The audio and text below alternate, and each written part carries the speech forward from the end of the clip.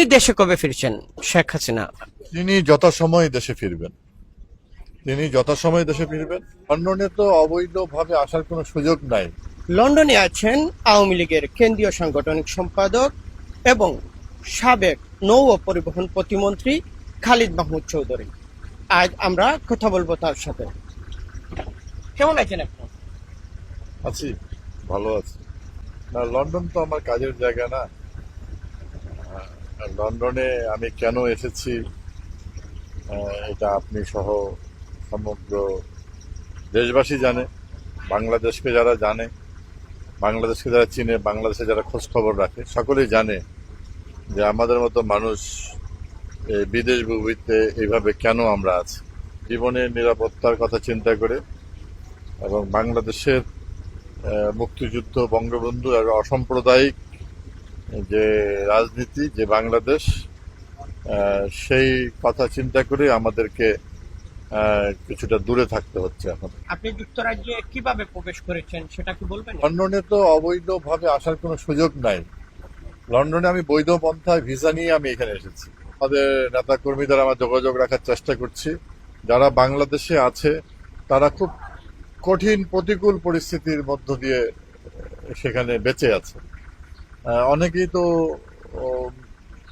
তো মেরে ফেলা হয়েছে, শত শত আমাদের নেতা কর্মী মেরে ফেলা হয়েছে। ইভেন কি জেলখানার মধ্যে মেরে ফেলা হচ্ছে, জেলখানার মধ্যে মব করা হচ্ছে। গত কয়েকদিন আগে আপনি দেখলেন যে আমাদের আইন মন্ত্রী আনিসুল হক, তাকে পুলিশ পহরারত অবস্থায় তার উপরে কিভাবে আক্রমণ করা হয়েছে।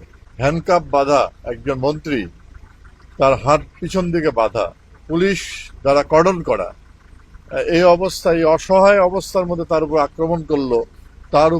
তারপরেও সরকারের পক্ষ থেকে তার উপরে দোষ চাপানোর চেষ্টা করে। আচ্ছা, আপনার কাছ থেকে একটা জিনিস জানতে চাচ্ছিলাম। দলীয় প্রধান, সাবেক প্রধানমন্ত্রী শেখ হাসিনা সহ আপনাদের যে অসংখ্য নেতাকর্মীর বিরুদ্ধে মামলা হয়েছে, এটা তো ভুয়া, গায়েবী মামলা। বাদী জানেন না আমি কার বিরুদ্ধে মামলা করেছি। বাদী আসামিদেরকে চিনে না। মসজিদের ইমাম, তাকে হত্যা মামলা দেওয়া হয়েছে। একজন অভিনেতা, তাকে হত্যা মামলা, সাহিত্যিক, তাকে হত্যা মামলা দেওয়া হয়েছে। একজন সাংবাদিক, তাকে হত্যা মামলা দেওয়া হয়েছে। একজন গৃহিণী, তাকে হত্যা মামলা দেওয়া হয়েছে। যে প্রতিপক্ষ রাজনৈতিক দল যেগুলো আছে, তো তারা কিন্তু আপনাদেরকে আবার একটা ব্লেম দিচ্ছে, এইরকম ঘটনা নাকি আপনাদের কর্মফল।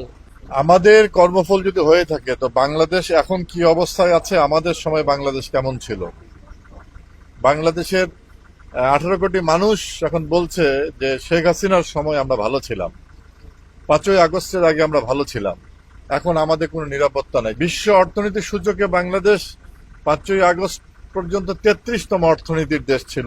এতে বোঝা যায় যে এটা বাংলাদেশের অর্থনীতি, বাংলাদেশের স্বাধীনতার সুখকে ধ্বংস করার জন্য 5ই আগস্টের একটা এই ধরনের সুগভীর পরিকল্পনা নিয়ে বাংলাদেশের বিরুদ্ধে ষড়যন্ত্র করা হয়েছে। আপনাদের যেসব নেতাকর্মীরা এখন পর্যন্ত কারাগারে ঢুকেছেন বা আছেন, তাদের তো অনেকের মামলা ফেস করা হচ্ছে না। আপনারা দলীয়ভাবে কেন সেগুলোর উদ্যোগ গ্রহণ করছেন না? না, এখানে তো আমাদের দলীয়ভাবে দলের কর্মকাণ্ডই তো চালাতে দিচ্ছে না। জয় বাংলা স্লোগান, যে স্লোগানের উপরে যে মুক্তিযুদ্ধ হয়েছে, সেই স্লোগান কথা উচ্চারিত হলে সেখানে আক্রমণ করা হচ্ছে। বঙ্গবন্ধুর কথা বললে আক্রমণ, আওয়ামী লীগের কথা বললে আক্রমণ করা হচ্ছে। আর আমাদের যে আইনজীবীরা আছে, আপনি দেখেন বাংলাদেশের হাইকোর্ট থেকে সুপ্রিম কোর্ট থেকে শুরু করে আপনার যে বার কাউন্সিল গুলো যে আছে, কোথাও আমাদের 50 যে আইনজীবী আছে তারা কেউ যেতে পারছে না। আইনজীবীদেরকে বিভিন্নভাবে তাদেরকে হুমকি ধুমকি দেওয়া হচ্ছে। বলা হচ্ছে শেখ হাসিনার মামলায়, আওয়ামী লীগের নেতাদের মামলায় যারা যাবে তাদেরকে ফ্যাসিস্ট হিসাবে চিহ্নিত করা হবে। আওয়ামী লীগের লাখ লাখ নেতাকর্মী থাকতে আপনারা না হয় প্রাণ বাঁচাতে বিদেশে আছেন, সেই সব নেতাকর্মীরা কেন এই সব যেসব অভিযোগ আপনি আনলেন প্রতিবাদ করছে না? না, প্রতিবাদ হচ্ছে, প্রতিনিয়ত প্রতিবাদ হচ্ছে, প্রতিনিয়ত মিছিল হচ্ছে, সংগ্রাম হচ্ছে, সামাজিক যোগাযোগ মাধ্যমে কথা হচ্ছে, আমরা কথা বলছি, দেশের মানুষ কথা বলছে। যখন ধানমন্ডি 32 পুড়িয়ে দেওয়া হলো, তখন কেন আপনারা নীরব ছিলেন শীর্ষ নেতারা? দেখেন ওখানে কি হয়েছে, শীর্ষ নেতাদের কথা বলছেন কেন? সেখানে তো সেনাবাহিনী পাঠানো হয়েছিল।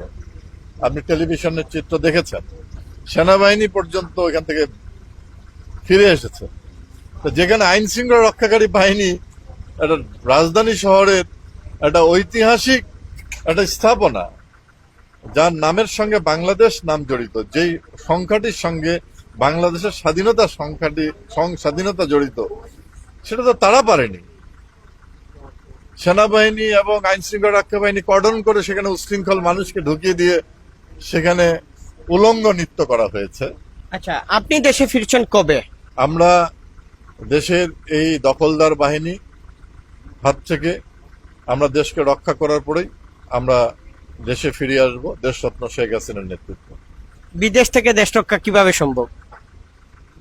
শুনেন, পৃথিবীর রাজনীতির ইতিহাস যদি আপনি দেখেন, পৃথিবীর বিভিন্ন দেশে দেশে দেশের মানুষকে জাগরিত করার জন্য, দেশের মানুষকে সঠিক পথে পরিচালিত করার জন্য এরকম অনেক ইতিহাস আছে।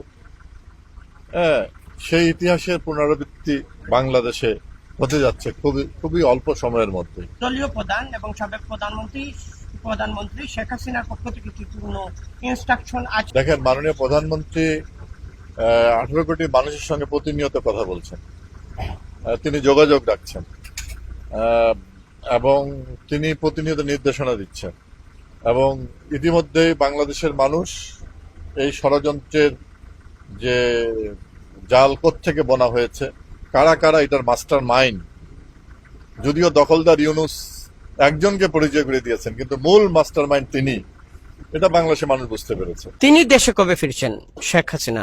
তিনি যথাসময়ে দেশে ফিরবেন। আমরা কথা বলেছি আওয়ামী লীগের কেন্দ্রীয় সাংগঠনিক সম্পাদক এবং সাবেক নৌ ও পরিবহন প্রতিমন্ত্রী খালিদ মাহমুদ চৌধুরীর সাথে। তার কাছ থেকে জানলাম কবে ফিরবেন শেখ হাসিনা বাংলাদেশে, এবং আওয়ামী লীগের নেতাকর্মীরা কেমন আছেন, কেমন আছে বাংলাদেশ। নুরুল হক শিপু, রানার টিভি, বার্মিংহাম।